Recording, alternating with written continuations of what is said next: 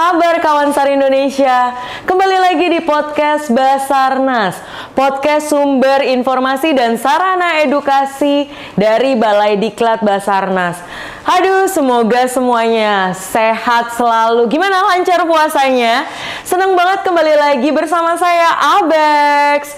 Saya akan menemani selama beberapa waktu ke depan untuk kawan SAR Indonesia. Kita bakalan ngobrol, bincang-bincang seputar yang terjadi di Balai Diklat Basarnas.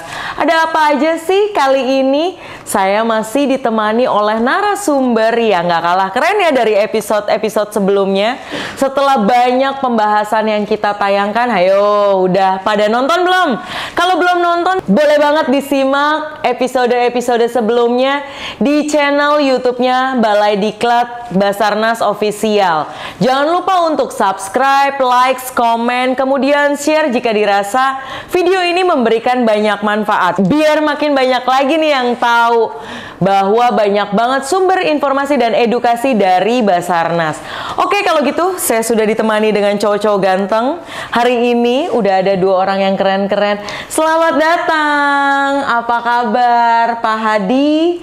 Dan ada Pak Andri. Welcome back. Ini Pak Andri udah gak asing lagi. Boleh dong disapa kawan SAR Indonesianya? Halo kawan SAR Indonesia. Kawan SAR Indonesia tetap semangat. Mantap, tetap semangat. Tapi itu bukan jargon kita kan?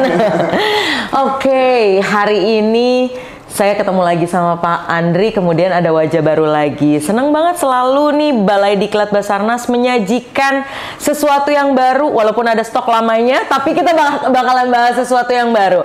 Hari ini saya akan membahas tentang Diklat SAR Ruang Terbatas. Ada yang pernah dengar ruang terbatas?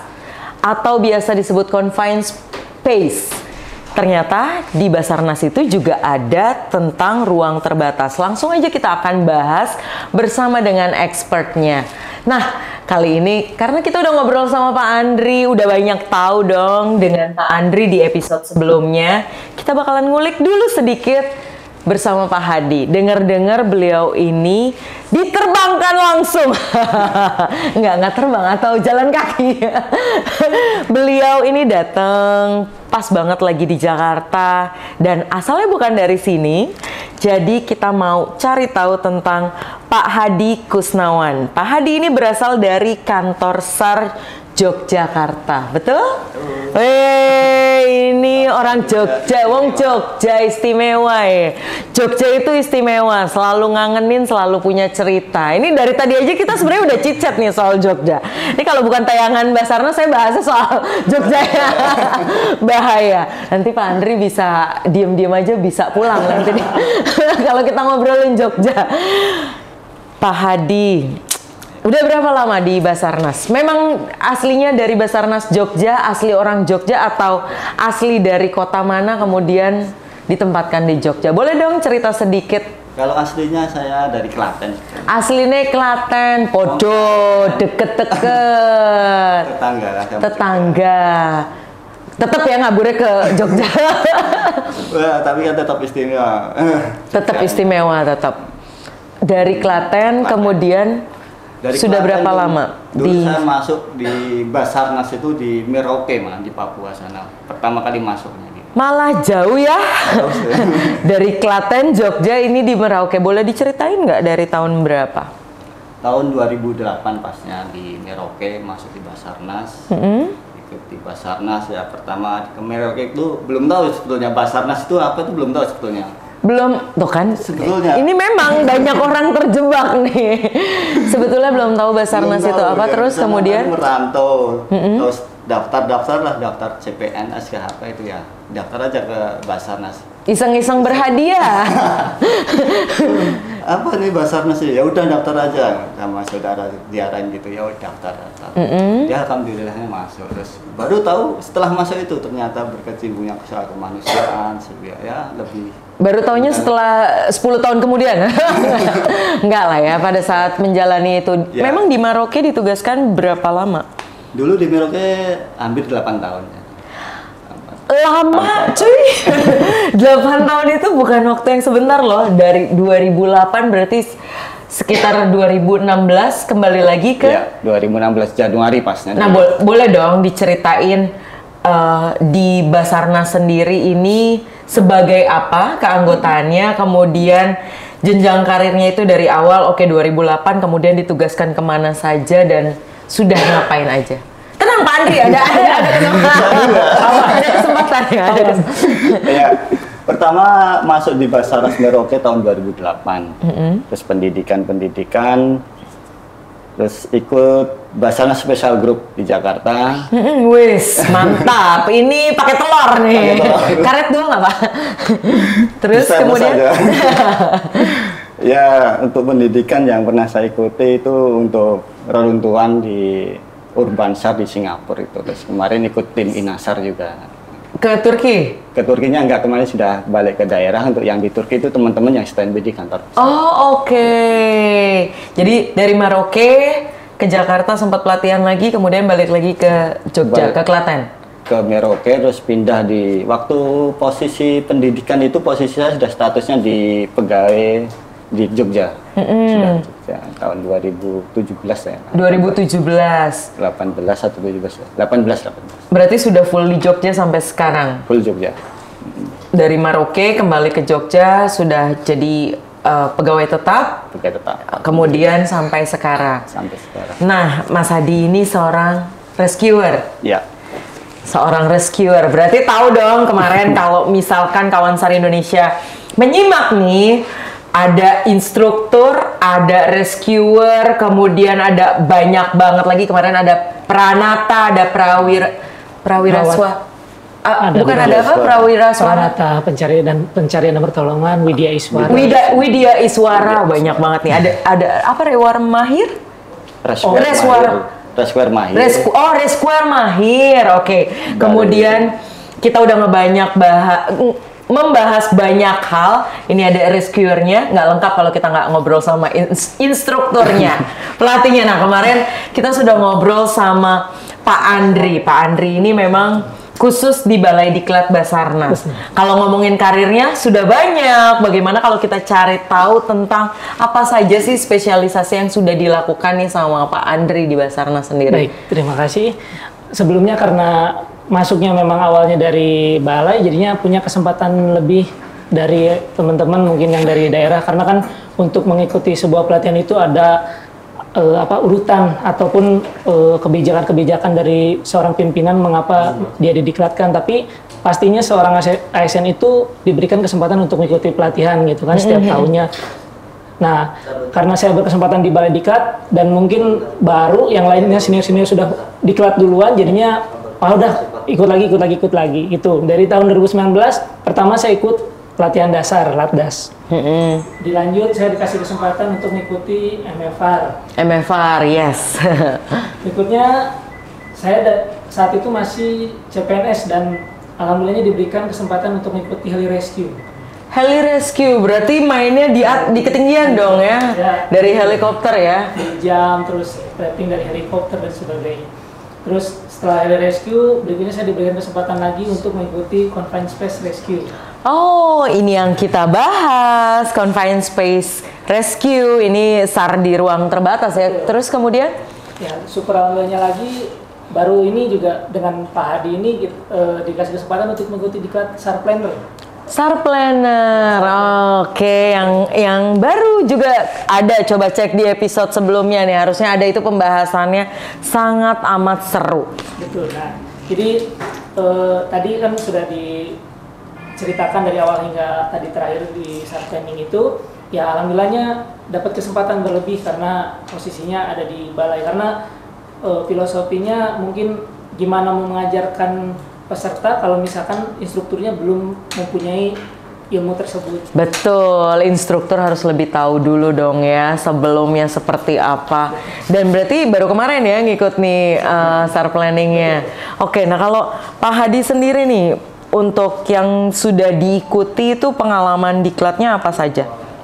Kalau sebagai seorang rescuer ya kan, rescuer juga bisa jadi ditempatkannya tiba-tiba di mana gitu, berarti harus mempunyai skill tentunya. Ya. Pertama ya seperti Mas Andre, pertama seluruh pegawai di Basarnas tentunya pelatihan dasar, Latdas. Latdas. Terus water rescue di Jakarta. Terus urban di Singapura Urban itu seperti apa sih? untuk reruntuhan. Reruntuhan. Rescue di sebuah Rescue. perkotaan. Oh, oke. Namanya urban rescue gitu, seperti itu. Karena meliputi perkotaan, ada bangunan gedung-gedung. runtuh, Oh, ada oke. ruang terbatas. Sangat kompleks kalau menyangkut urban itu kejadiannya sangat kompleks. Ada di ruangan terbatas, ada ketinggian, ada konven dan lain-lain. Ada MFR-nya yang untuk Wow, banyak ya ternyata. Ini makin luas lagi nih, kompleks sekali loh Basarnas ini. Oke. untuk lebih lanjut urban bisa diulik sendiri nanti dengan narasumber yang berbeda pasti. Ini kode ya. Tolong Pak Hendra kode ya. Ini khusus untuk Urban SAR gitu. Nanti diulik lagi. Oke, kemudian apa lagi? Untuk BSG sama Apa itu BSG? Basarnas Special Group. Oh, itu Basarnas Special Group. Apa aja sih dia Basarnas Special Group itu? Jadi, Meliputi apa aja? Di Basarnas Special Group itu ada yang divisi aviation, ada di water sama di urban. Jadi ada 3 divisi juga di sini. Oke. Namanya aja Basarnas Special Group. Ini memang orang-orang spesial ini. Terus ada lagi training yang pelatihan yang diikuti? Underwater. Underwater berarti dive dong. Dive, ya. Belajarnya di mana? Kan di Jogja nggak mungkin di Parangtritis toh? Tapi pernah loh di laut selatan sudah untuk. Serius? Iya, di Tapi Gunung kan Kidul. Gunung Kidulnya ya. Iya, di Gunung Kidul. Oke, di pantai. oh ya, tapi bukan spesialisasinya buat underwater tourism objek buat dive kali ya itu ya. Tapi buat pelatihan. dulu kesempatan waktu itu pelatihan memang bukan untuk untuk wisata ya, untuk latihan itu. Ya untuk latihan cuma di sana ya. Kebetulan saya latihannya itu waktu dulu saya tugas di Jakarta di Basarnas itu yang dapat mungkin kesempatan dapat pelatihan lebih banyak dari teman-teman mungkin. Di Pulau Seribu lah ya. Ya, di Pulau Seribu. Iyalah ya, nggak mungkin ya dilatihnya di Raja Ampat kan atau Labuan Bajo boleh sekalian jalan-jalan kan. Tapi pengen kan? Pengen. Oke, next question. Menurut Pak Hadi, secara personal punya nggak ikatan tersendiri gitu dengan hubungannya, connectionnya dengan SAR, dan SAR itu apa sih? Kan berarti udah sekitar berapa, 17 tahun ya? Iya. Boleh diceritain? SAR itu semata-mata kalau lebih ke kemanusiaan. Jadi alhamdulillah ilmu yang saya dapat itu minimal untuk bisa menolong diri saya sendiri atau orang terdekat, baru orang yang perlu di penyelamatan lah, perlu untuk dibantu ya. Dibantu. Karena menurut saya SAR itu penolong itu nggak harus rescuer ya. Pertama yang nolong itu minimal diri kita sendiri. Yes. Kalau kita tahu ilmunya, mungkin kita kena kejadian apa-apa, oh saya harusnya seperti ini. Kedua mungkin tetangga atau terdekat. Atau keluarga terdekat lah. Sambil menunggu tim rescue yang datang, mungkin kita kalau sudah punya ilmunya sudah bisa membantu duluan. Barulah yang ketiga ini rescuer lah yang dipanggil tuh. Lihat apa-apanya ya. Berarti semua orang itu sifat pada dasarnya adalah bisa menjadi penolong. Minimal untuk diri sendiri, kemudian orang terdekat, baru mengandalkan orang lain sambil nunggu gitu. Seperti yang saya jelaskan sebelum-sebelumnya bahwa mereka ini orang-orang mulia yang kalau mungkin hitungannya itu nomor 1, 2, 3, dirinya tuh sebenarnya nomor keberapa gitu. Tetap aja walaupun dibilang nolong diri sendiri, tapi tetap otaknya tuh bergerak cepat untuk menolong orang lain karena mereka diciptakan sigap, apa jargonnya? Quick response tuh, cepat tanggap. Oke. Kalau Pak Andri, kan kita udah tahu kemarin. Saya mau tanya nih, ada nggak pengalaman saat mengajar sebagai seorang instruktur? Tentunya punya tanggung jawab lebih lah ya, nggak cuma sekadar label gitu, instruktur. Punya pengalaman yang nggak bisa dilupakan nggak pada saat mengajar? Pengalaman saat mengajar, kalau buat saya pribadi, karena sudah senang gitu masuk sebagai seorang pengajar dan memang awalnya pingin jadi gumil di militer itu, terus kesampaiannya di sini, jadinya segala sesuatunya kan terasa pengalaman yang menyenangkan gitu. Tapi di antara beribu-ribu pengalaman yang menyenangkan itu, pengalaman yang menurut saya pribadi menyenangkan itu ketika bisa share ilmu dengan peserta, dan peserta itu bisa turun ke lapangan dan menyelamatkan orang. Nah, diimplementasikan dan berhasil. Karena dengan cara kita mengajarkan ilmu yang bermanfaat dan dia bisa mengimplementasikannya dengan baik, kan kita juga merasa, ternyata ada kontribusi kita dalam hal menolong tersebut, walaupun kita nggak langsung, tapi di belakang membekali ilmu. Jadi punya prinsipnya dengan cara mengajarkan lebih, maka bisa menyelamatkan orang lebih lagi. Tapi pernah bosen nggak ngajar? Bosen sih, karena mungkin ketika kita pengajaran kadang jauh dari keluarga. Tapi itu akan hilang ketika peserta kita tuh bisa nangkep apa yang ilmu yang kita berikan tuh cepat. Nah itu tuh hilang. Tapi kalau misalkan kita sudah berusaha tampil maksimal, berupaya memberikan all out semua materi yang kita punya, dan bahkan referensi-referensi yang kita berikan semuanya diberikan, tapi siswanya masih aja yang menganggap bahwasanya ilmu ini nggak bermanfaat dan sebagainya. Kadang-kadang di situ tuh ngerasa gimana betul. Tapi kan sekali lagi ya, karena tujuan utamanya dan memang passionnya di pengajaran, jadinya ya dibawa enjoy aja. Kalau jenuh itu biasanya karena jauh dari keluarga. Tapi pernah nggak dapat murid yang nyebelin? Jujur. Ya, kalau pasti ada lah ya. Semua murid itu nggak semuanya akan lurus gitu. Mungkin memang gaya belajarnya dia dengan karakteristiknya dia yang memang dia akan nyambung kalau misalkan belajarnya tidak serius gitu kan. Tapi dengan gaya belajar yang lain, mungkin dia dengan cara lebih ke arah motoriknya yang bagus. Nah, pasti ada tipe-tipe pembelajaran siswa yang memang seperti itu gitu. Dan kita sebagai pengajar yang harusnya memang mengetahui, ternyata ini siswa ini pendekatannya harus dengan cara lain.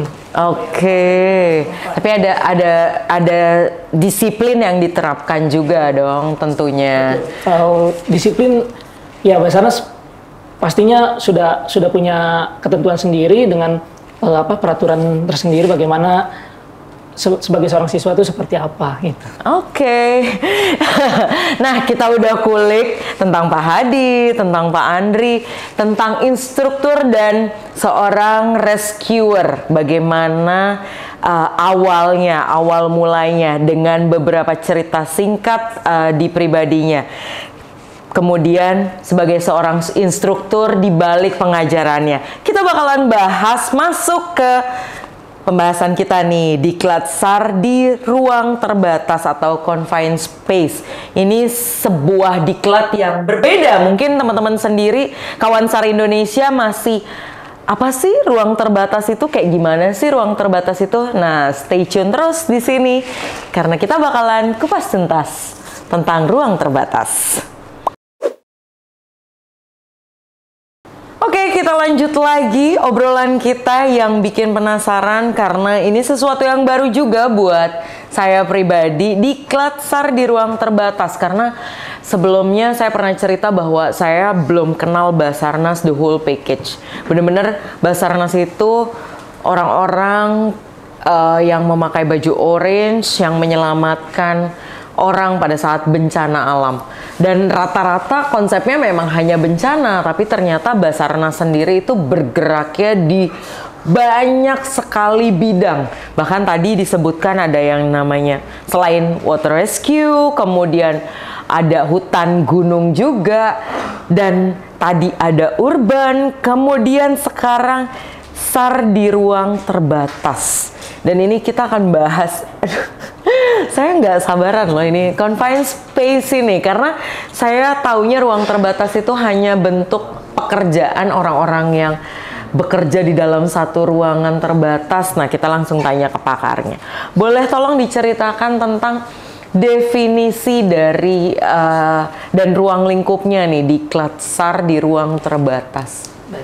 Jadi pertolongan di ruang terbatas atau confined space rescue itu sudah jelas dari namanya itu pertolongan di ruang terbatas, artinya ruangan terbatas ini bisa jadi terbatas dari pencahayaan, terbatas dari ruang yang sempit, bisa jadi terbatasnya udara yang ada di dalam. Oh iya, ruang kedap juga ya, oke. Udara, terus berikutnya ruang terbatas lagi juga tadi bunyi bisa terbatas dengan bunyi, terbatas dengan cahaya, udara dan sebagainya. Nah, di Basarnas itu ada namanya pertolongan di ruang terbatas atau confined space rescue, yang dimana ruang terbatas ini kan ruang lingkupnya adalah ruangan yang tadi terbatas dari bisa jadi udara, ruangannya terbatas ataupun pencahayaannya, yang dimana ruang terbatas ini tuh tidak bisa dilakukan pekerjaan secara terus-menerus di situ, karena kalau misalkan dilakukan pekerjaan terus-menerus di situ akan berbahaya dan biasanya terjadi CSR ini atau terjadi confined space rescue ini akibatnya tadi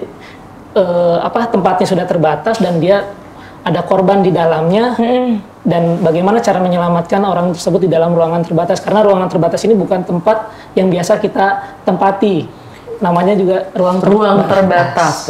Berarti ruang terbatas itu bisa terjadi misalkan karena gempa, runtuhan bangunan, kemudian yang tertutup sehingga terbatas akan cahaya, udara, karena kan mungkin mereka jatuhnya jadi underground gitu. Oke. Pertambangan atau contoh kebakaran di sebuah ruangan, kan yang artinya kalau di gedung-gedung terjadi kebakaran sudah jelas udara yang terbatas pastinya, gelap, dan kita harus bisa menemukan si korban gimana caranya. Dan itu juga termasuk ke pertolongan di ruang terbatas. Jadi nggak harus selalu sempit. Ruang besar pun kalaupun memang itu terbatas udaranya, termasuk ke dalam confined space. Oke, berarti misal terjadi kecelakaan di beberapa kayak corporate kantor-kantor itu, kan mereka punya banyak ruang terbatas juga, khususnya kayak mungkin pertambangan, ya oil and gas seperti itu ya. Itu juga mereka akan kontak Basarnas gitu untuk melakukan rescue. Sebetulnya kalau di perusahaan itu mereka punya tim HSE tersendiri. Oke, ya, tim HSE sendiri betul. Tapi biasanya tim HSE ini juga mengundang Basarnas untuk melakukan gimana sih pelatihannya.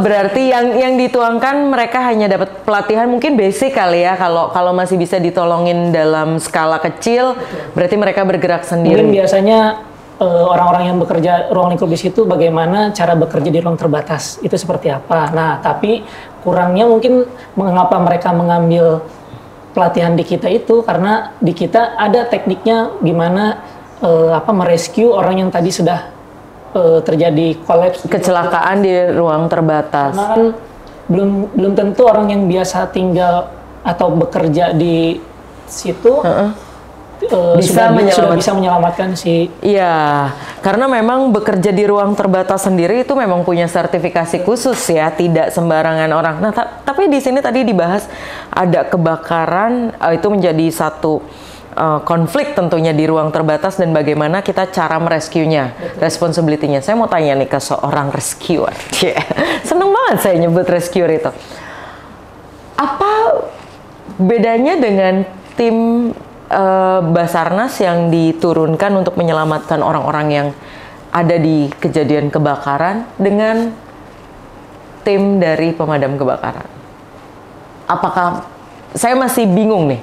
Ini saya bertanya sendiri nih. Saya bertanya khusus. Mereka apakah mempunyai fungsi atau mereka tuh tugasnya memang hanya untuk memadamkan api saja.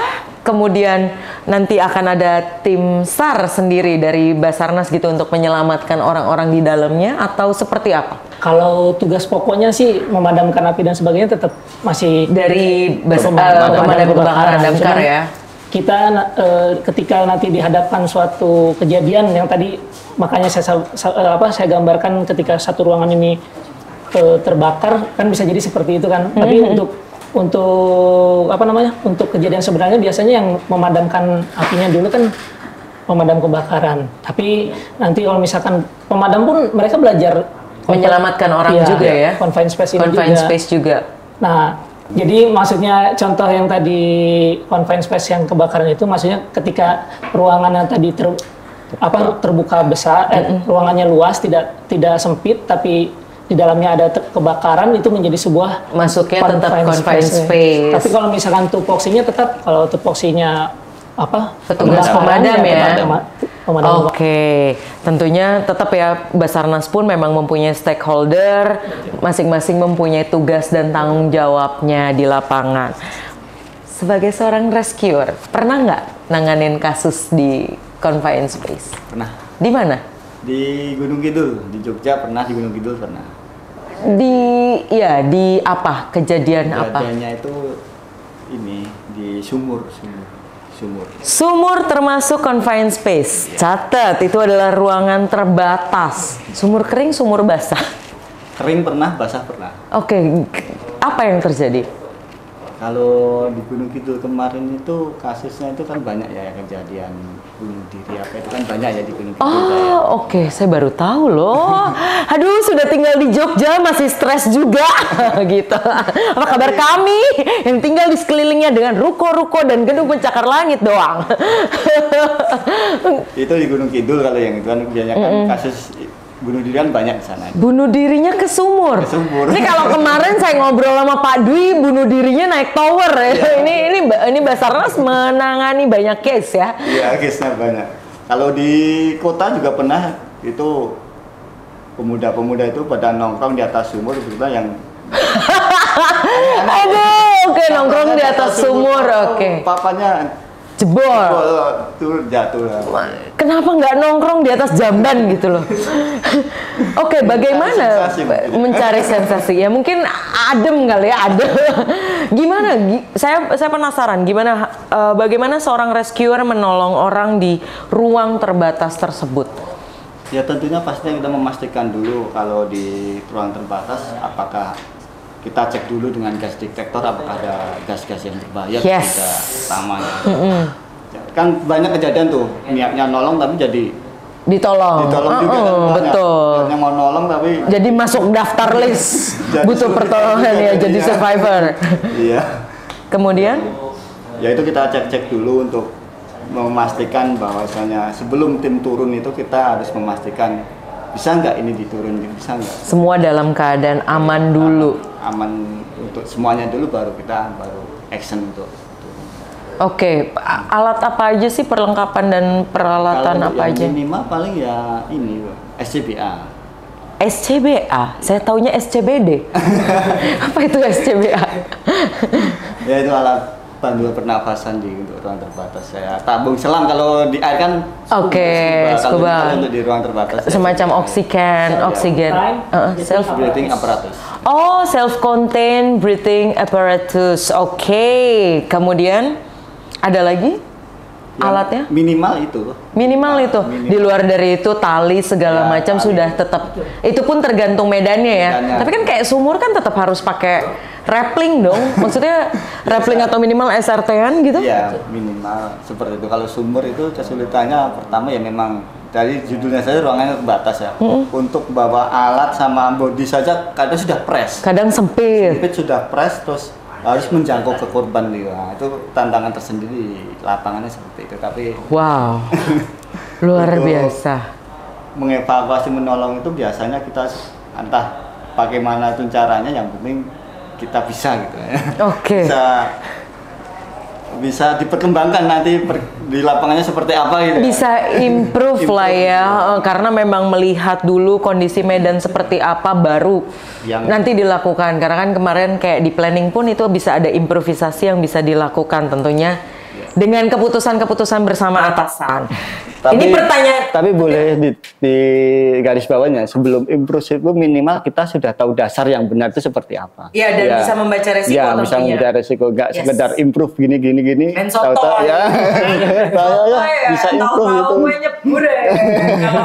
Ya, yang minimal tahu dasarnya yang benar itu seperti apa, kan seperti habis itu kita improvisasi ya. Iya. Makanya memang dari kemarin itu kita dibahas bahwa menolong itu sah-sah aja, selama kamu punya basic dan kamu mengetahui. Jangan sampai niatnya baik menolong, tapi kowe nggak tahu caranya. Kayak contoh kecil kan orang keselak toh. Iya. Ini paling sering terjadi nih, kemarin sudah dibahas. keselak. Wah, niatnya mau nolong, diambilin lah air minum. Diglok-glok sampai 1 botol, padahal orang keselak tidak boleh dikasih minum seperti itu, tapi ada cara tersendiri. Niatnya memang baik, tapi jangan salah, choking itu, keselak itu bisa menyebabkan kematian gitu, dan niat kita baik mau nolong akhirnya malah ngebunuh. Ya kalau seperti itu ya boleh aja tadi menolong, tapi harus tahu basicnya. Jadi kalau ada yang jatuh ke sumur atau ngelihat ada yang bunuh diri ke sumur, mendingan nggak usah macam-macam. Itu ruang terbatas, langsung aja kontak Basarnas daripada terjadi kesalahan. Tapi ini pertanyaan warganet biasa, netizen ya. Boleh. Jadi kemarin yang di Gunung Kidul itu bunuh diri. Ya di sana bunuh diri, ada bunuh diri. Terus Meninggal. Meninggal. Terus yang terbaru itu nenek-nenek mungkin cari rumput, jatuh di sumur. Ada juga. Emang banyak banget apa sumur di sana? Kalau di sana modelnya ini Kan gua luwang kan? Luwang di sini. Iya, berarti iya, karena memang kawasan Gunung Kidul setahu saya itu dia kan gua jajaran kars banyak sekali di dalamnya, gua yang nggak tahu ya itu jadi sumber air minum, sumber kehidupan. Tapi itu bentuknya luwang gitu, sumber mata air, dan nggak tahu jatuh. Wow, oke, ini menarik. Potensi-potensi kasusnya berbeda ya dengan yang di Jakarta, beda dengan yang di sini kawasan industri atau apa. Tapi kalau nolong di kawasan industri sendiri juga pernah di confined space? Kalau di confined space kebetulan belum pernah sih, tapi kalau untuk di reruntuhan di Jakarta pernah. Di mana tuh? Confined space waktu kejadian kegagalan bangunan di dekat Sungai Hitam atau mana ya dulu ya? Sungai Hitam? Sungai di Jakarta hitam semua, Pak. Maaf. Mohon maaf. Enggak sekarang lagi bening. Itu walaupun terkuntan jadinya confess juga karena rubuh semua. Cari akses, tapi itu maksudnya sebetulnya ke hutan. Aduh, ini saya amazing loh, bener dengan orang-orang ini. Mungkin kalau saya ngeliatnya, ngapain Pak? Ada kerjaan lain nggak? Nggak. Tapi itulah pekerjaan mulia. Nah, saya penasaran, Pak Andri, apa saja sih materi-materi yang diajarkan kurikulum, nggak usah kurikulum lah ya, materi-materi yang diajarkan atau teknik-teknik pada saat diklat SAR di ruang terbatas? Ya, jadi diklat di ruang terbatas itu materi-materinya yang pertama ada pengenalan apa itu confined space rescue. Karena di dalam confined space rescue itu kita nggak kerja sendirian. Di situ tuh nanti ada manajemen yang ada komandan tim, terus ada safety officer, ada litter tender, terus ada primary attender, terus ada hauler atau hauler yang buat mengangkat pengangkatan itu, dan juga sudah pasti ada, kalau tadi ada primary ada secondary attendernya. Ketika nanti tadi alat bantu pernapasan sudah habis atau waktunya sudah habis, naik gantian merescue-nya gitu. Jadi di materi yang pertama itu pengenalan apa itu confined space rescue. Yang dimaksud confined space rescue apa, terus contoh-contohnya tadi misalkan di boiler, tank, terus di ruangan yang memang kedap udara, gitu kan. Itu yang pertama. Yang kedua, dibahas lagi mengenai alat bantu pernapasan atau respiratory support. Ya tadi SCBA. Short-term breathing apparatus itu ada yang terbuka dan ada yang tertutup. Kalau yang tertutup itu dia bisa memfilter udara kembali sehingga di dalam itu bisa difilter dan bisa digunakan lagi oksigennya. Kalau yang close circuit itu dia memang bawa silinder, memang ya itu harus diisi lagi. Dan durasinya biasanya yang close circuit lebih lama daripada yang open circuit.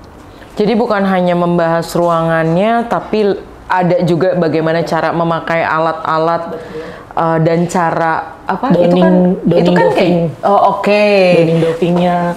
Terus habis masuk ke situ bahas juga mengenai reinterval system, gimana caranya masuk, karena tadi ketika disebut primary attender itu bukan berarti dia masuk sendiri, tetap ketika melakukan confined space rescue itu ada sistem buddy. Jadi walaupun dia masuk harus ada buddy-nya. Nah, buddy itu di semua sistem rescue nggak? Wajib ya? Wajib. Oke. Nah, bagaimana cara membody itu, karena nanti kan di dalam hanya terbatas gitu. Paling kita hanya dibantu dengan tali. Di dalamnya dibahas lagi mengenai gimana signal kita di dalam. Gak mungkin kita bisa ngomong karena tadi sudah menggunakan SCBA. Ya, bahkan HT aja juga mungkin susah kan? Ada ruang-ruang kasus-kasus tertentu di mana baterai itu bisa meledak di ruangan itu. Oh iya, apalagi yang mengandung gas gimana? Kalau ada tempat-tempat yang mengandung gas? Biasanya pakai signal yang aman, entah itu pakai lonceng, bubur, lonceng bubur, atau pakai signal tali. Karena fluid pun kan susah, fluid kan pakai masker. Fluid yang baterai, di dalamnya ada baterai yang bisa, ada di zat-zat tertentu yang bisa membuat itu. Wow, ini kompleks sekali loh, benar-benar trainingnya luar biasa. Terus. Lanjut ke pengenalan hazard identification. Walaupun itu hanya pengenalan, di situ diajarkan bahaya-bahaya apa saja. Terus diajarkan lagi gimana packing patient. Tadi kan sudah disinggung oleh Pak Hadi, gimana kita mempacking korban di ruangan terbatas. Di packing dong, di packing kayak beras. Enggak, oke. Di packing, karena nanti itu tandunya berbeda. Kita nggak mungkin masuk di ruang tadi yang sumur segede gitu, atau gua yang masuk terus vertikal atau celahnya sempit. Celahnya sempit, nggak mungkin kita pakai tandu basket yang keras begitu. Ada namanya tandu skate, jadi memang asalnya digulung, dibuka, terus di packing di dalamnya. Dan gimana cara membawa si korbannya dibawa ke tandu skate itu, dibawa keluar bersama si penolong tadi. Apakah penolong yang pertama masuk, kasih kodenya gimana? Dan yang nariknya, haulernya juga udah harus siap-siap dong harus ya? Harus juga, jangan di bawah udah tarik begitu dia lagi ngobrol kan nih. Betul. Yang pasti komunikasinya harus connect ya. Iya, betul. Saling tahu, kalau nggak tahu nanti bisa bahaya ya. Nah itu diajarin semua lah ya pada saat diklat SAR di ruang terbatas. Selain itu ada lagi rescue frame tadi. Karena tadi ketika di sumur tadi nggak ada tambatan, nggak ada angkor, kita harus membuat rescue frame. Bisa jadi F-frame dengan artificial angkor, bisa jadi memang yang sudah pabrikan, multipod horizontal vortex dan sebagainya. Kalau di dunia industri biasanya sudah ada tripod yang sudah pabrikan gitu kan. Tapi kalau di lapangan kayak tadi Pak Hadi kan belum tentu bisa jadi bawa, atau apalagi bikin sendiri. Pakai bambu ya. Pakai bambu. Iya benar. Tapi kan Basarnas itu memang apapun menggunakan alat yang terbatas karena kita butuh cepet. Misalkan ngeliat tempatnya begini, oke nggak memungkinkan bawa barang segala macam. Itu yang dimaksud tadi sama Pak Hadi, improvisasi itu. Jadi diajarkan gimana kalau memang di lapangan tidak ada tadi frame-frame yang pabrikan, ya otomatis kita membuat dari bambu yang kuat misalkan. Buat dan membuat bambu itu kan juga ikatannya, lacingnya itu nggak sembarangan lacing.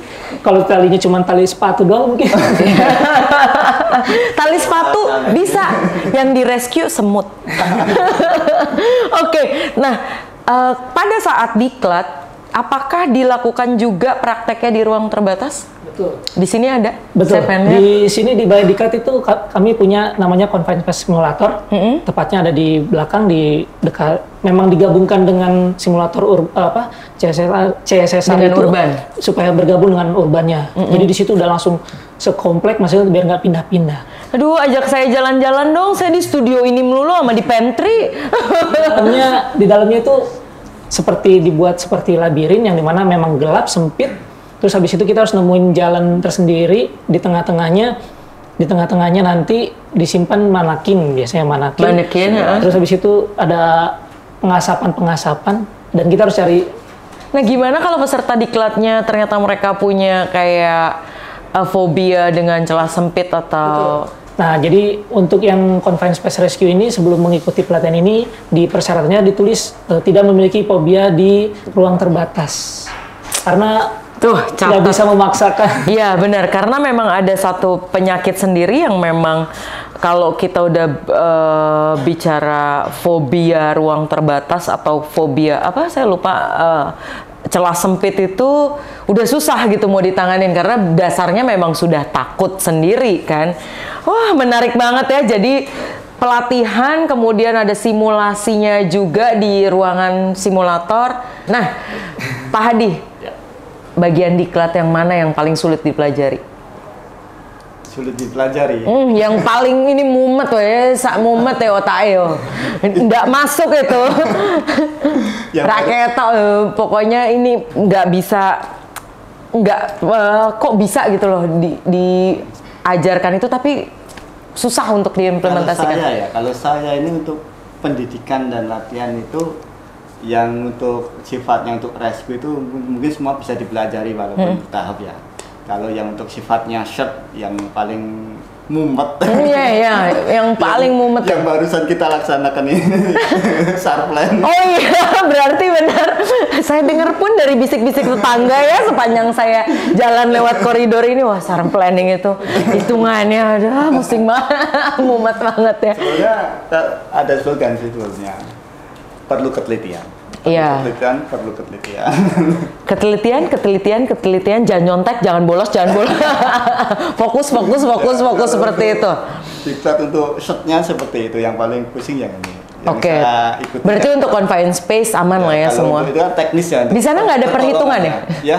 Nggak ada ngitung-ngitung. Confined space itu ada juga loh perhitungannya itu untuk durasi kerja, durasi itu kan ada. Iya kan di dalam ruang terbatas itu ada hitungan waktu dengan udara segala macam. Ada, tetap ada itu kan kan itu terus ada BA kontrol juga sebelum masuk ke ruangan itu harus dikontrol oleh BA kontrol. Nanti kamu masuk jam segini berapa menit durasimu langsung keluar itu harus disampaikan juga sebelum masuk. Jadi nambahin ya Mbak, tadi yang pertama itu confined space tadi ada pembagian tugasnya, nggak bisa sendiri. Salah satunya tadi tuh yang belum saya sebutkan adalah perwira air supply namanya, atau perwira udara. Perwira udara, ada yang mau ngelamar jadi perwira udara, ini jabatannya lucu banget tuh. Ini kayak adalah mengecek berapa tekanan atau pressure dari primary attendant yang masuk pertama berapa, terus dia punya kapasitasnya penggunaannya per menit berapa, dan dia punya durasi bekerjanya itu sekian menit. Menit harus sudah kembali. Nah, sudah dicatat jam segini kamu harus sudah kembali dan dilaporkan ke komandan tim. Menarik sekali. Itu kan. Saya ngelamar jadi perwira udara aja deh. Ada perwira angkasa nggak? Namanya pasti astronot. Perwira udara. Ini dari kemarin loh, ada Pranata, perwira udara, Widya Suara. Bagus-bagus sekali. Last but not least, yang paling pengalaman sebagai seorang rescuer saat menangani di confined space yang paling sulit. Confined space waktu kejadian evakuasi di sumur karena ada air. Ini yang di Gunung Kidul itu. Bukan, ini yang di Jogja. Yang di Jogja. Di Jogja. Yang nongkrong itu. Ya, enggak yang ada lain lagi di sana. Ada. Kebetulan enggak cuma sekali dua kali ya, lumayan untuk kejadian itu dah. Serius, ini lebih dari tangan saya nih. Kayaknya banyak nih kejadian di sumur ya. Oke. Ya itu yang perlu kan dia tenggelam soalnya. Sudah masuk ya. Ya, udah masuk, ada tenggelam di air kan, kita pastinya dia di bawah kan. Kita angkat-angkat dulu, cari dulu sampai nggak mungkin kalau kita. Oh, karena udah tenggelam udah beberapa lama gitu. Kalau itu sebetulnya malah baru saja terjadi, terus orangnya kan masuk berapa dulu. lama pastinya sudah tinggi. Sudah iya, sudah naik kan. Baru terjadi dan dia tenggelam. Masuk ke dalam. Masuk di dalam sumur, di sumur ada airnya, sumur iya, ya. Sumur air ya. Itu perlu berapa meter? Kurang lebih 5 meteran. Dalamnya 5 meter, tapi sumurnya sendiri yang kecil, sumur kecil mandi. Sumur kecil yang model-model masih ditimbun. Iya, betul sumur mandi. Oke, kemudian? Ya itu kita pakai ini kayak jangkar itu. Jangkar. Ditarik-tarik dulu sampai nyangkut, baru kita angkat. Nggak mungkin kalau kita mau nyelemin juga. Karena nggak tahu berapa kedalamannya. Kalau di dalam situ ada anaconda kan ya. Mungkin nggak. Atau ada buaya gitu. Itu lumayan sulit ya. Ternyata sumur ini selain biasanya menyimpan cerita angker, menyimpan banyak sekali cerita agak susah ini. Nah, sekarang gantian instrukturnya. Tadi rescuernya kan. Yang paling sulit dalam mengajar di dalam diklat SAR di ruang terbatas itu apa? Ya, kesulitan itu kan tiap peserta pastinya beda-beda ya. Nah, tapi yang umumnya itu ketika sudah mau masuk ke tahap pengaplikasian, karena nanti itu ada simulasi dari setelah teori praktek keringnya, nanti di akhir tuh ada simulasi di akhir individual atau simulasi dari semuanya itu. Nah, biasanya itu peserta itu kesulitannya ketika reinterval sistem tadi. Karena reinterval pada saat masuk ya. Ada 5 reinterval sistem. Di situ tuh berbeda, ada yang memang dari mulai tali kemana, terus nyambungin talinya kemana, itu yang kadang si peserta tuh kebingungan, ini tuh maksudnya reinterval sistem yang keberapa. Oh, oke. Terus berikutnya ketika simulasi lagi, karena apa yang dipraktekkan itu belum tentu kejadian sebenarnya seperti itu juga, ketika simulasi dibuatlah semuanya, kesulitannya semuanya terjadi. Mau yang itu vertikal, mau yang itu horizontal. Nah, kadang-kadang ketika itu dibuat tingkatannya lebih agak sulit, siswa itu lumayan langsung ngeblank kadang-kadang. Ngeblank, habis itu baru sadar dan habis itu ada perbaikan dan akhirnya berhasil. Tapi memang kesulitan tiap peserta itu memang beda-beda ya. Karena ada aja yang memang udah biasa, dia nggak ada blank walaupun diberikan tingkat kesulitan yang agak sedikit tingkatannya lebih tinggi juga. Dan memang masing-masing siswa juga mempunyai kompetensi untuk mencoba semua interval tersebut, kayak tadi ada primary pembagian ya. Ya, betul. Karena setiap itu pasti ada rollingnya, nggak boleh dia menjadi dantim terus, nggak boleh dia jadi safety officer. Semua harus merasakan. Berarti semua bisa menjadi perwira udara. Aduh, lucu banget. Ada saatnya, bener ya. Oke, seru banget pembahasan kita hari ini, dan mungkin banyak banget nih kawan SAR Indonesia yang belum tahu nih tentang ruang terbatas, tapi di Balai Diklat Basarnas ini sudah dibahas. Siapa tahu kan kawan SAR Indonesia mau mendaftar sebagai seorang ASN, kemudian menjadi seorang tim SAR dan mengambil spesifikasi atau pengen belajar lebih tentang SAR di ruang terbatas, di confined space. Nah, boleh dong closing statement nih, mungkin dari Pak Hadi, boleh kasih closing statement, pesan dan harapan buat kawan SAR Indonesia. Jangan bilang buat kawan Jogja, tolong sumur ditutup, biar cukup, udah nggak ada rescue di sana lagi. Silakan Pak Hadi. Untuk teman-teman yang khususnya berkecimpung di SAR ya, ya tetap utamakan keselamatan, tetap survivor adalah korban, jangan sampai kita menjadi korban. Terima kasih banyak Pak Andri, terima kasih banyak Pak Hadi, senang banget ngobrolnya. Walaupun menurut saya kurang, Pak Hendra tolong ditambahin durasinya untuk hal-hal teknikal seperti ini, biar kita makin banyak, biar makin tahu kan ya, karena memang ini menurut saya ilmunya banyak banget, kalau diulas bisa lebih luas lagi. Mungkin bukan cuma di sumur doang, yang dibahas itu baru sumur loh, tapi sumurnya 10 kali nyelamatinnya gitu, belum di Balai Diklatnya sendiri, pelatihannya sendiri. Menarik sekali kawan SAR Indonesia, tentunya selalu ada hal baru, ilmu yang baru yang disajikan oleh Balai Diklat Basarnas. Senang banget kita sudah kupas semuanya tentang sistem SAR, tentang Diklat SAR di confined space, dan kita akan banyak lagi mempunyai pembahasan lain, tentunya masih di YouTube-nya Balai Diklat Basarnas Official. Makanya jangan lupa terus stay tune, turn on notification, pantengin terus acara kita di Balai Diklat Basarnas Official. Jangan lupa like, subscribe, komen, sakarapmu pokoknya, masukin semua. Ajak teman-temannya nonton biar ramean, biar makin dapat banyak ilmu yang bermanfaat tentunya. Oke, kalau begitu kita bakalan ketemu di bincang-bincang selanjutnya di podcast Basarnas, di Balai Diklat Basarnas. Sampai ketemu lagi, bye-bye.